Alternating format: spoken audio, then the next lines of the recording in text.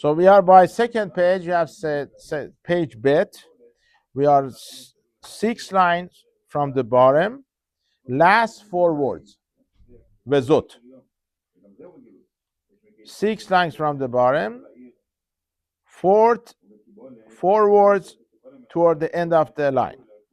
וזאת. וזאת המדרגה היא התכלית האחרונה המיוחלת לאדם השלם.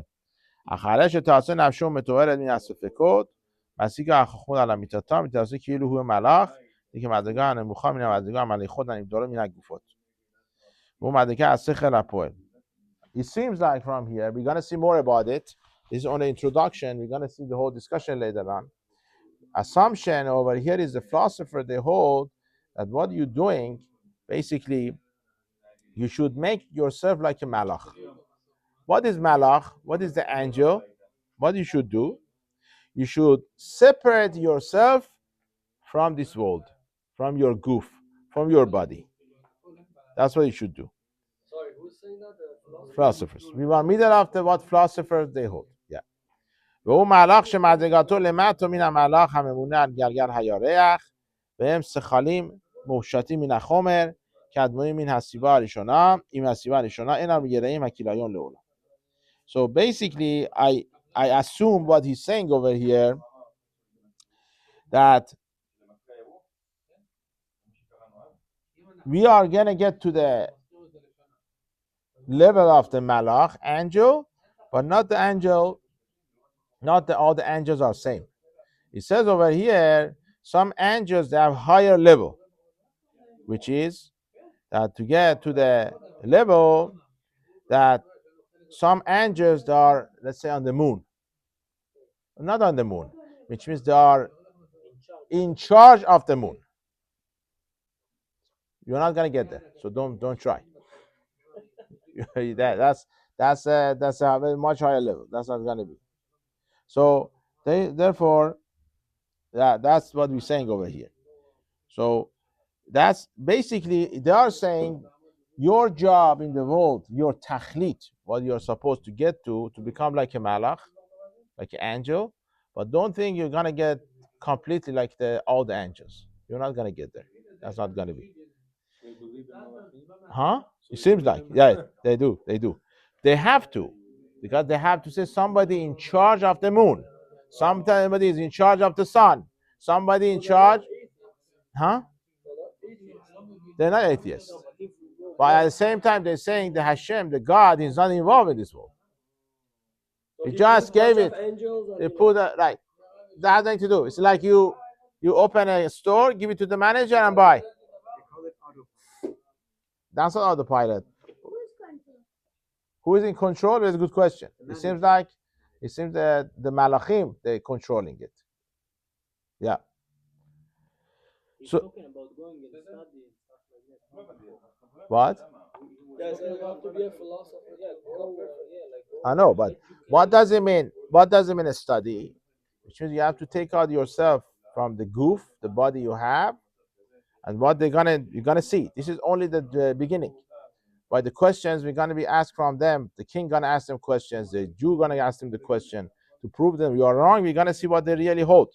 But from here, it seems like. So are they saying you have to do something like meditation? We don't know yet. We're gonna find out. We're gonna see how they do it. I hope you don't change your mind to become one of them. But that's what they're saying over here. They're saying over here that basically what we're saying over here is they have their way of doing it. Okay, very nice. It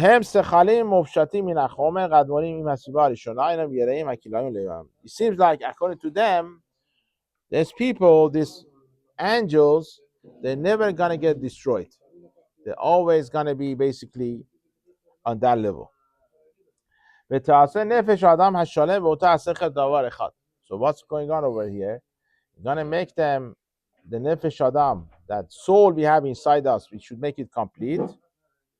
And your sechel, your understanding, should come one part as a partner with your soul. So you have basically put them together. ולא לחוש לכיליון גופו באיבריו. הואיל וכבר נעשהו וההוא דבר אחד. So, interesting. I translate for you, but I don't know that's what it means exactly or not. He's saying like this. One, he said to get to that level, that your soul becomes complete and becomes one section, one part with your sechel, with your, what do you say, sechel? Intelligence or your understanding you have is one piece, that you should not be worried about your body anymore and your limbs, the part of your body that they're gonna get destroyed. Because once these two become one, then you should not be about any worriness about the other parts. והיה נחת נفسו בחיים מפני שנהיה מכת הרמס ואסקלפיוס וסוקרטס ואפלטון ואריסטו. So he's saying now, you have a lot of big people to be like. He brings all the names of the philosophers in the history, all the Gedolim.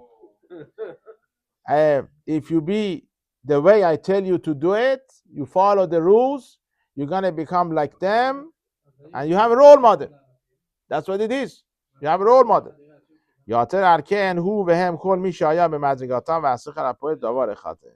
Whoever to that level understand what to do, he could put his sechel, intelligence, understanding he has with their nefesh, soul, one piece. You're going to become like them and everything going to be okay. Don't worry about the rest. Once you become like these people, you shalem, you are complete. That's what you are here for. That you should become. And don't worry about it. You're going to die one day. That's okay. Because the whole thing is the highest level you could get, become like angels as we explained. That's how it should be done. And everything going to be okay. That's what they say. Anyway, you like that book? Yeah, I got it, just a new one. I got. Yeah? So I want to make a copy of that one maybe. Oh, by the way, that's okay. So now we are continuation what we said yesterday. We got to the maskana, we got to the conclusion that basically anything we mentioned before is asur hana'ah. Isur hana'ah is forbidden to get benefit from what somebody does on Shabbat. That's only there is a change in the object. If there is no change in the object, you could be mekel and to use that part or that object. Now we're gonna go more into bishul, cooking. What's considered cooking from the Torah, and we take possession from there. There are certain parts I might skip because it does not apply to us these days. So now, anything is cooked on the fire or something was heat from the fire is going to be asur to cook with it on Shabbat from the Torah. Therefore, you should know, I mentioned this before, I say it one more time. The isur of havara is different than the bishul. Havara means to turn on the fire. We're not talking about the turning on the fire. That's another issue. We're talking about you have the fire ready from before Shabbat. Now you come cook on it. That's what we're talking about. People, they think, why is it asur to cook? Because you turn on the fire. But you don't turn on the fire, you could cook. No, that's not true. That's two different things, two different averot. So we are talking about you have the fire, you want to cook on it, you want to barbecue on it, you want to fry on it, it's going to be asur. That's basically isur min hatorah. So that's we are talking about here. The cooking on the fire is isur min hatorah. Okay, and also cooking, we're going to see later on also, this should be mentioned now. Anything got hit from the fire and you use it to cook food is also going to be asur min hatorah. For example, what do you mean exemption? Let's see. Well, I don't know what you mean by exemptions. Okay, got to see. There are those things that we got to see. But let's say you have a pan. You put it on the fire, becomes hot. Hot. You take it off from the fire, you crack an egg inside that pan that you basically warm it up with fire. That is also considered isur min Torah. This is called toldot of Ish. The tolda of Ish. Something was born, came from subcategory of fire. On the fire, it's of, right? What is it? On the fire, it's of, not a tolda. You take it out, it's tolda, right? But on the fire is right. It's of. Right. They don't know what of is, so I didn't. What is it?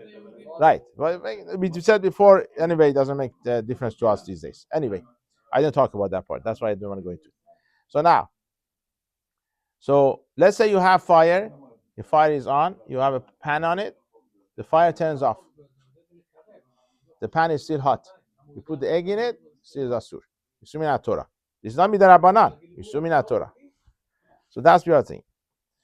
Now we're gonna go to second level. Let's get to some derabanan today. You have the fire. You put your food next to the fire, not on the fire. Okay? Is it asur or mutar?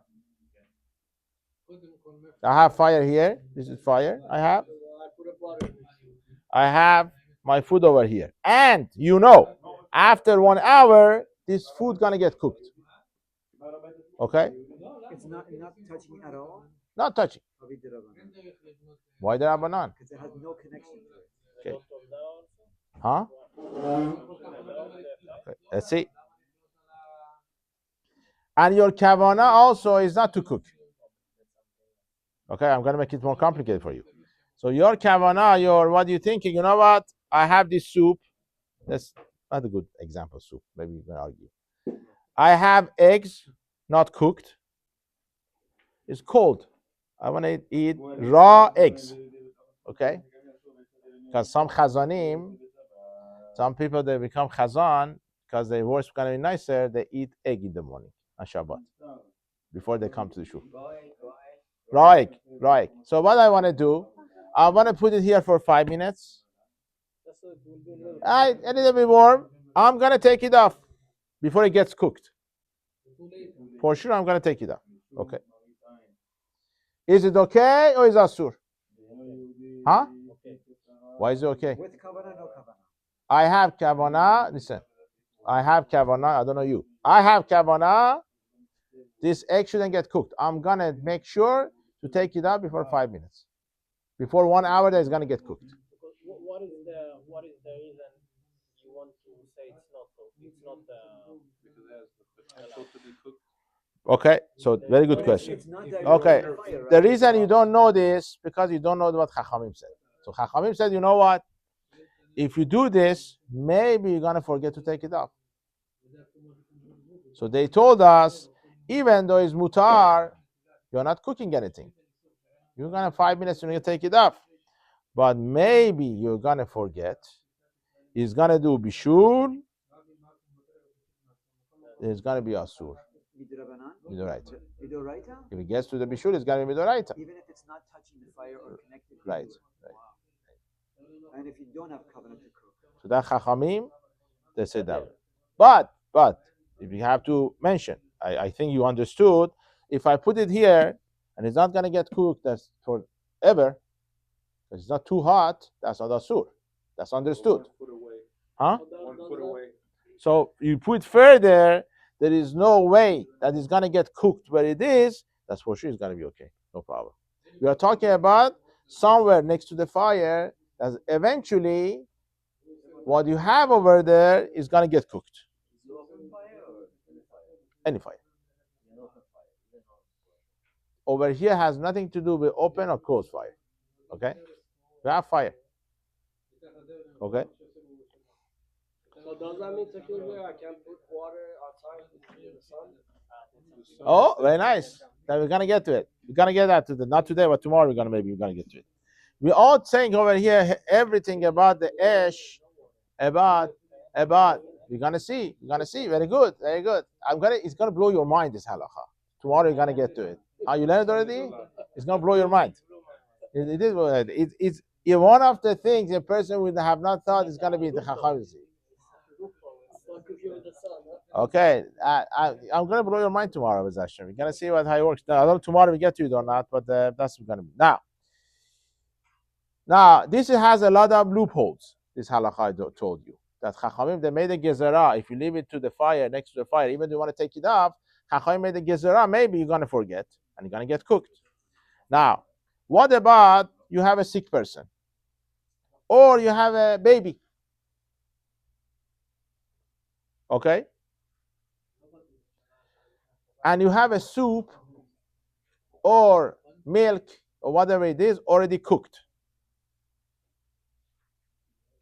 Again, one more time. You have a sick person or a baby. You have a liquid already got cooked.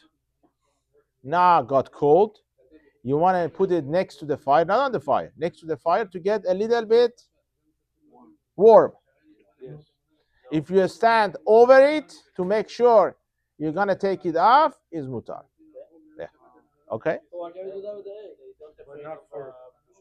That's warming up. This one is actually Okay, we have a liquid. One more time. Let's go over the rules. First of all, is for the sick person or a baby.